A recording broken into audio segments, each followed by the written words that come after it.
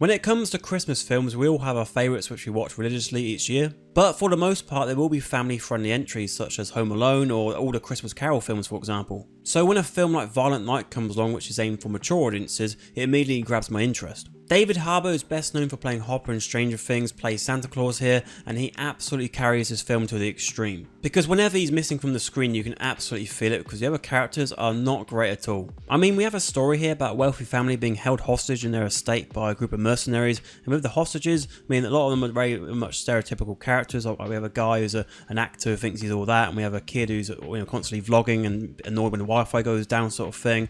But so you're not expected to like these characters, but at the same time I don't really want to hang around them. Likewise with the mercenaries, where the character whose codename was Krampus and he was trying to be like comically sinister, and it didn't really work for me at all. We also had a couple of mercenaries who were part of like this Home Alone sequence, and that was okay, but they were just there to take the beating. But the real disappointment is with the leader of the mercenaries, Mr. Scrooge, who's played by John Leguizamo, because they really could have done a lot more with his character. They could have even made him like a Hans Gruber of this film. But instead they just gave him a basic backstory where he's happy to kill Santa Claus because he hates Christmas. Now I understand that some people might be saying the characters I mentioned here don't necessarily need to be good because I'm only here to watch Santa kick some ass for a couple hours, and that's fair enough, but the thing is, when we get to the action, there's a couple of scenes which stick out, but a lot of them are just sort of there and they don't really do anything creative at all with them. But when they did use the tools at their disposal, it worked out pretty well actually. Like we had a scene involving a pool table and Santa's sack, and he'll keep pulling out items from the sack, and it kept you on your feet. You're not really sure what he's going to pull out next. And there were also a couple of gory kills and a bit of gross out humour, but I'll say overall the film gave me about 3 to 4 laughs. We've seen in films like John Wick and Nobody that when you build up a story alongside the action, it can really hit home a lot better, especially when it comes to the comedy action as well. A clear thing in both of those films is the motive, but the motive for Santa Claus here is to save the hostages, but at one point he doesn't even want to save them. The only reason he does so is because of the little girl.